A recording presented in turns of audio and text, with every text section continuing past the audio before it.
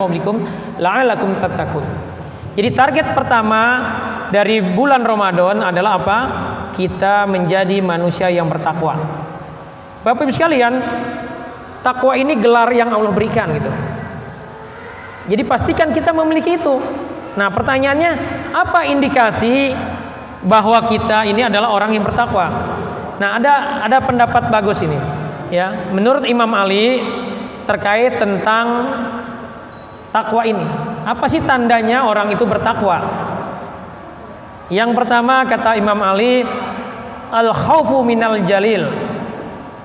Merasa takut kepada Allah. Ya, yang mempunyai sifat yang maha agung. Jadi Bapak Ibu sekalian, orang bertakwa itu takut sama Allah. Takut ketika dia melakukan sesuatu yang tidak sesuai dengan kemauan Allah. Takut ketika dia melanggar sesuatu. Dan para sahabat itu Masya Allah adalah contoh yang Allah sediakan buat kita bagaimana mereka bersikap terhadap sebuah dosa. Karena Allah tadi sudah mengancam di surat Toha ayat 124, akan dibikin sempit hatinya.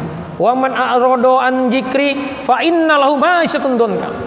Orang yang berani-berani melanggar aturan Allah, hidupnya akan sempit. Ustadz, kok banyak orang yang nggak sholat kaya? Jangan kaitkan ya keriduan itu dengan kekayaan. Salah kita kalau berpersepsi seperti itu. Ya, saya punya banyak data menangani pasien-pasien yang hidupnya impian saya. Ya, Masya Allah dia punya banyak perusahaan kaya. Tetapi usianya masih muda, ya, di bawah 50 tahun, usianya, wajahnya kayak usia 60 tahun lebih. Dan itu banyak. Dan kalau Bapak Ibu sekalian ya, tukar hidup dengan orang-orang yang notabene dia tidak yakin kepada Allah, padahal hidupnya kaya, bisa jadi dia punya jet pribadi, baru sehari aja, mungkin setengah hari aja Bapak Ibu udah minta balik lagi jadi Bapak Ibu sekarang itu. Yakin nggak Pak? Hah? Harus yakin, karena kata Allah, orang ya yang tidak dekat kepada Allah tidak akan bahagia, nggak akan tenang hatinya. Nah, kita karena kurang yakin dengan Quran, kita menganggap hidup kita ini kayaknya nggak sukses gitu.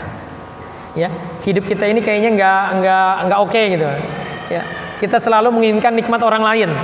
Padahal Bapak Ibu sekalian, sebaik-baiknya Bapak Ibu adalah yang sekarang, ketika Bapak Ibu itu bertakwa.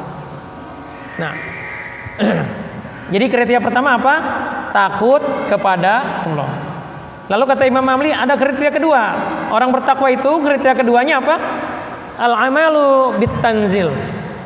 Dia beramal dengan apa yang diwahyukan oleh Allah. Jadi dia semua yang Allah turunkan dalam Al-Quran dia lakukan. Semua yang Allah larang dia tinggalkan. Kenapa? Karena dia takut kepada Allah dan dia ingin mendapat keridhaan Allah. Ya, kenapa dia mau melakukannya? Yang ketiga cirinya ar-ridho bil qalil. Merasa cukup dan ridho dengan pemberian Allah meskipun hanya sedikit. Bapak Ibu sekalian, semua kebutuhan Bapak Ibu dari lahir hingga nanti mati sudah tercatat, sudah pasti tercukupi. Janji Allah apa? Di surat An-Nazm itu cuma ada dua, agna, kaya, wa akna. Akna itu cukup, jadi pasti tercukupi. Dan kita karena tidak paham, menganggap kriteria sukses itu adalah ketika capaian dunianya keren, jadi pejabat, punya kontrakan banyak gitu kan, ya, followernya banyak, jutaan gitu. Karena kita punya persepsi seperti itu, kita menganggap diri kita ini nggak sukses ketika kita ternyata bukan pejabat, rumah masih ngontrak, belum dapat jodoh lagi, ya udah makin sedih aja tuh. Kita menganggap nggak sukses, padahal kriteria sukses versi Allah. Ada yang tahu di sini apa kriteria sukses versi Allah? Nih Bapak Ibu, ya. Allah sudah sampaikan di surat Ali Imran 185. Ini pastikan dipahami Bapak Ibu. Bapak-bapak yang sudah punya anak, pastikan anak Bapak memiliki pemahaman ini. Apa kriteria sukses versi Allah? Allah tulis di dalam Al-Qur'an surat Ali Imran ayat 185. Allah katakan, a'udzubillahi minasyaitonirrajim, bismillahirrahmanirrahim. Kullu nafsin dha'iqatul maut. Ini Masya Allah, ini ayat ini keren banget. Dimulai dengan mengatakan setiap yang bernyawa pasti mati. Jadi Allah ingatkan dulu, hidupmu itu terbatas. Mumpung masih muda, beramallah. Mumpung masih hidup, beramallah. Karena ada jutaan orang di kuburan yang kata Allah di surat Al-Mu'minun ayat 99 itu nangis-nangis. Mereka nangis di kuburan, berdoa minta sama Allah. Apa doanya? Robbirji'un. Ya Allah, tolong hidupkan saya lagi. Mau ngapain dia minta hidup? Kata Allah, mereka pengen hidup karena la'ali amal solehan fima tarok, agar aku bisa melakukan amal soleh yang waktu hidup males, baperan mulu, kesel, nggak yakin. Jadi Bapak Ibu sekalian, di Quran Allah ceritakan ada namanya Fir'aun, Qarun. Itu kan manusia ideal di zamannya gitu. Mungkin kalau hidup di zaman sekarang kita followernya kali ya. Ya kenapa? Karena ganteng, kaya, raja. Ya. Kan kita begitu kan, senang nonton YouTuber yang model-model kayak begitu gitu kan, ya. Walaupun bisa jadi kehidupannya sangat hedonis, kita nggak peduli. Nah, kenapa? Karena di otak kita, di mindset berpikir kita, itulah orang sukses. Padahal kisah Qarun, kisah Fir'aun, kisah Namrud itu Allah tulis di Al-Quran untuk menjadi pembelajaran buat kita bahwa menjadi pujaan orang, hidup sebagai raja, hidup kaya raya tidak ada artinya kalau tidak taat kepadaku. Dan sekarang mereka ini sedang nangis-nangis di kuburannya minta hidup lagi. Pak, kalau Firaun dihidupin lagi, mau dia jadi raja lagi? Atau Qarun hidup lagi, mau dia jadi kaya raya lagi? Pasti nggak mau deh. Pasti dia pengen merubah semua kelakuannya. Kenapa? Karena yang gaib itu sudah dibuka bagi dia. Karena dia sekarang sudah di alam kubur. Nah, kita lanjutkan ayat ini. Berikutnya kata Allah, wa innama tuwaffawna ujurakum yaumal qiyamah. Ya, dan di hari kiamatlah nanti disempurnakan balasan dari semua amal-amal kita. Kita seringkali berpikir begini, Ustaz, saya sudah rajin ngaji sekarang, sudah rajin sholat, tapi kok hidup saya gini-gini aja gitu. Ya. Pernah dengar kata seperti itu, Pak? Ya, itu artinya apa? Dia belum paham bahwa amal kebaikan kita yang kita lakukan hari ini itu nanti balasan sempurnanya di akhirat. Walaupun ada janji Allah, orang-orang yang bertakwa itu kata Allah di surat At-Tolaq, wa may yattaqillaha yaj'al lahu makhraja. Barang siapa yang bertakwa kepada Allah, aku akan memberikan jalan keluar dari semua permasalahannya. Enak nggak tuh, Bu? Punya masalah dikasih jalan keluar. Lalu kata Allah, wa yarzuqhu min haitsu la yahtasib. Kalau kekurangan rezekinya akan dikasih rezeki dari arah-arah yang nggak disangka-sangka. Terus kata Allah, waja'alna min amri yusra. Urusan hidupnya dibikin mudah. Terus ada lagi, fahuwa hasbuh. Dicukupin kebutuhannya. Jadi masya Allah orang bertakwa itu punya masalah dikasih solusi, ya, butuh biaya hidup dikasih dari arah-arah yang nggak disangka-sangka. Urusan hidupnya dibikin mudah. Dicukupi kebutuhannya sama Allah. Ini yang ngomong siapa? Yang ngomong Allah. Orang beriman itu harus yakin. Jadi masya Allah. Jadi takwa itu sesuatu yang harusnya kita kejar. Kenapa? Agar hidup ini jadi mudah. Ustaz, saya sudah bertakwa. Yang ini kalau pasien di klinik kadang-kadang suka ngeyel.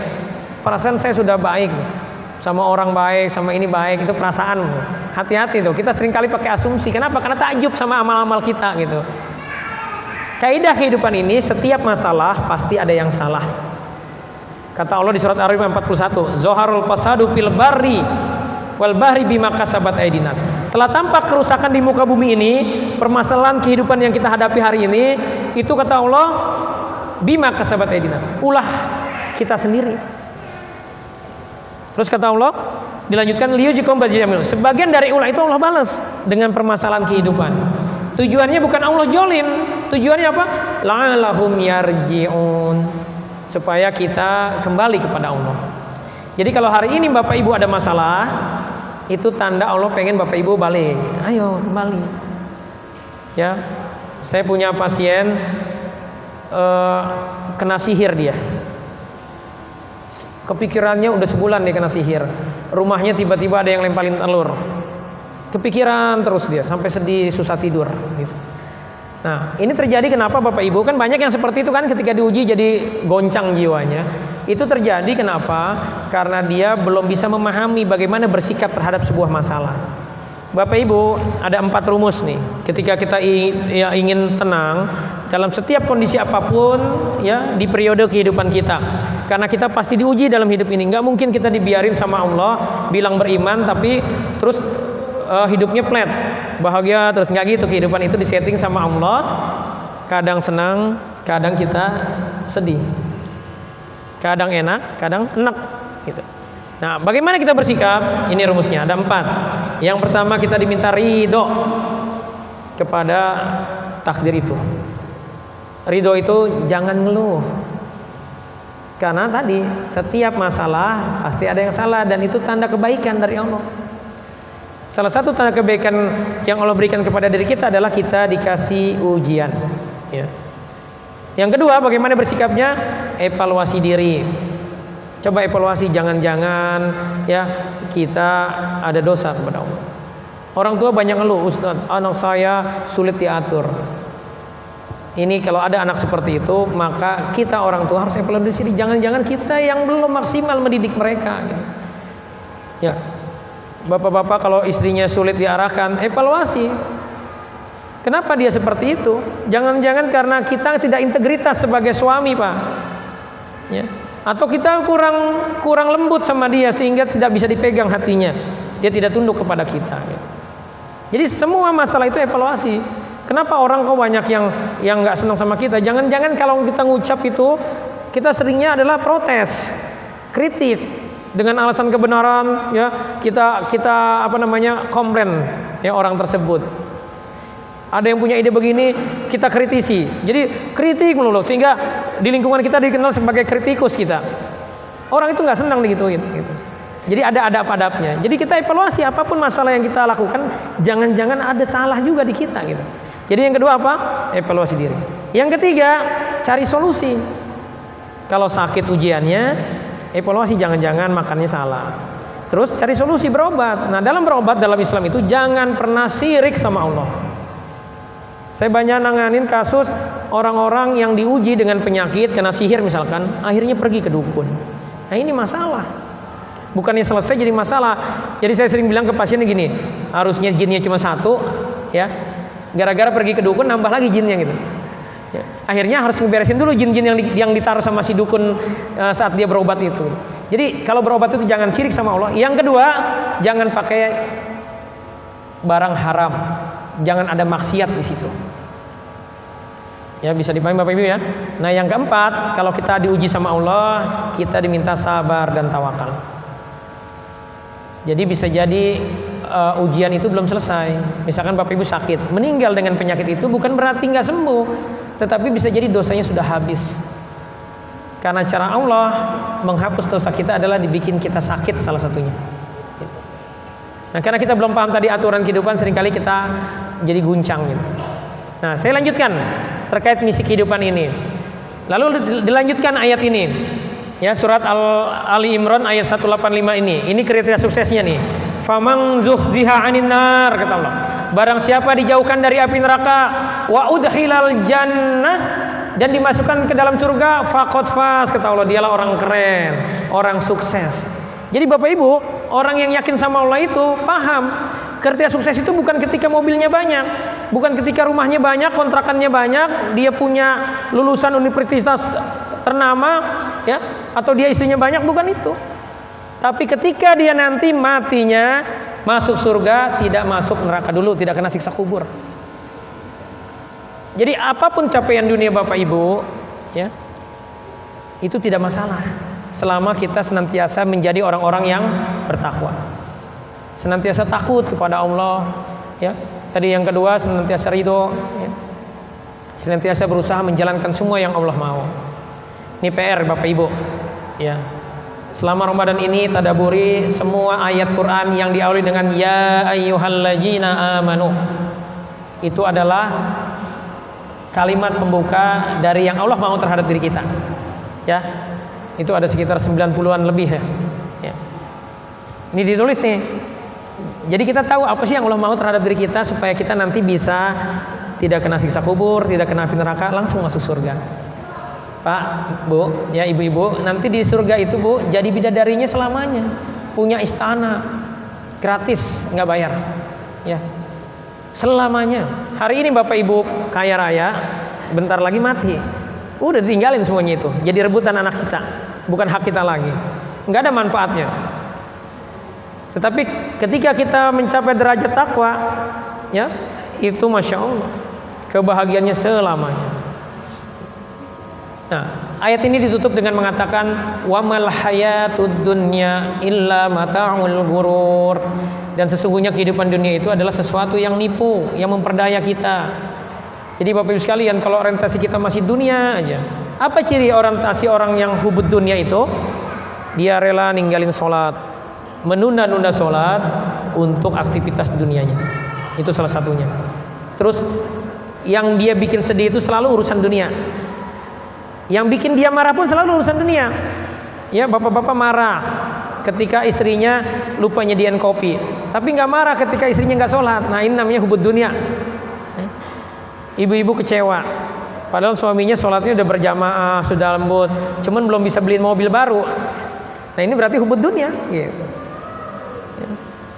Jadi Bapak Ibu sekalian, dibedah benar-benar diri kita nih menjelang Ramadan ini. Dievaluasi sejauh mana kita memahami hakikat kehidupan ini.